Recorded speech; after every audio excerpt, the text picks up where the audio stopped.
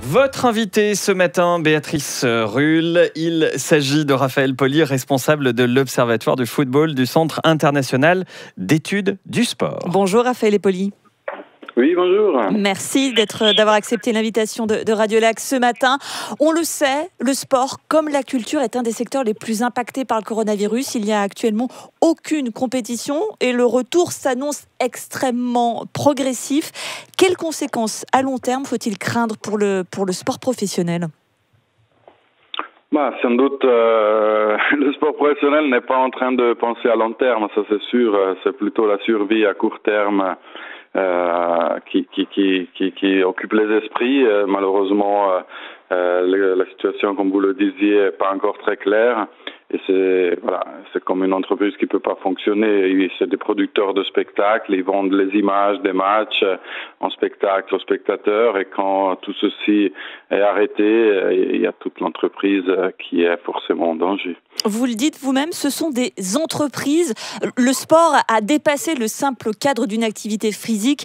On pense notamment au football, qui est devenu presque une machine à cash dans certains cas, avec des droits télé qui dépassent des sommes faramineuses, notamment en Angleterre.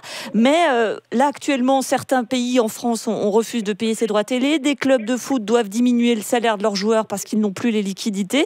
Est-ce que c'est la fin du modèle économique qui a fait vivre des sportifs pendant des années, avec des salaires parfois dépassant l'entendement? Est-ce que tout cela va devoir changer ?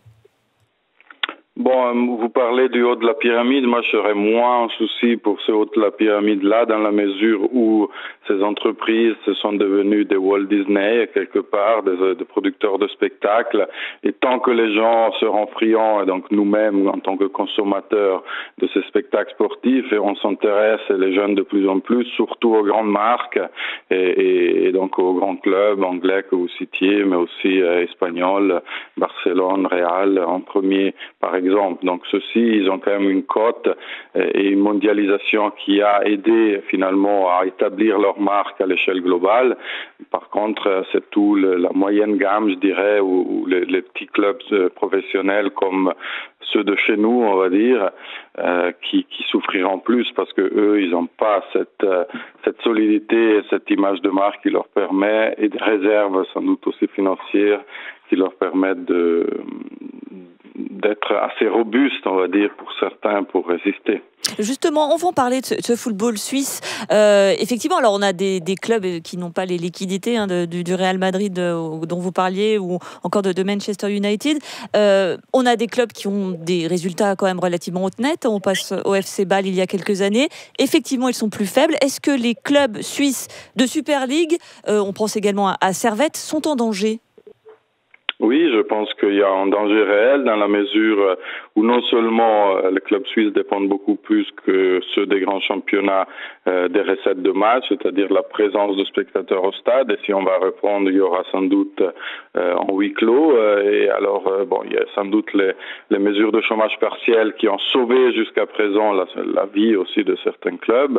Mais ces mesures-là, du moment où il y aura de nouveau des matchs, elles devront être levées.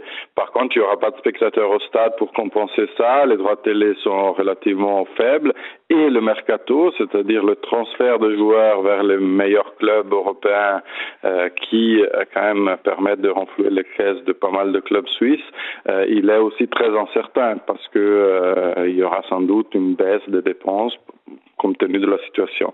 Donc tous les éléments sont un peu au rouge, quoi. Où est-ce que ces clubs peuvent trouver des sources de financement? Alors, s'ils n'ont plus de public, ils ne peuvent plus avoir un peu d'argent sur les transferts. Est-ce qu'il y a un moyen de trouver de l'argent? De nouveau, après, ils dépendent des sponsors ou des propriétés. Mais les sponsors, on sait, c'est souvent des entreprises locales parce que les grandes entreprises internationales, elles s'intéressent pas forcément aux petits clubs. Donc, elles vont plutôt financer les grandes équipes et il n'y a pas de grandes équipes en Suisse. Donc, du coup, même à ce niveau-là, c'est difficile. Les propriétés, sans doute, ils pourront faire un geste. Les supporters, en ne réclamant pas, par exemple, le remboursement de l'abonnement abonnement en cas d'annulation de saison ou de match à huis clos. Les joueurs eux-mêmes, ils sont appelés à faire un effort et ils l'ont fait parce qu'ils savent très bien que s'ils le font pas aussi, ils risquent de pousser les clubs à la faillite et ne rien recevoir du tout. Donc c'est plutôt des mesures d'économie qui vont être mises en place parce que les recettes vont pas forcément être faciles à générer. Pour terminer, Raphaël Epoli, ce confinement a aussi développé une autre pratique du sport, c'est le e-sport. Alors, il se développait petit à petit, mais maintenant, c'est effectivement le seul sport qui peut être pratiqué. On va le rappeler d'ailleurs que Belinda Bencic a joué son premier tournoi virtuel hier. Est-ce que le e-sport, c'est l'avenir du sport ?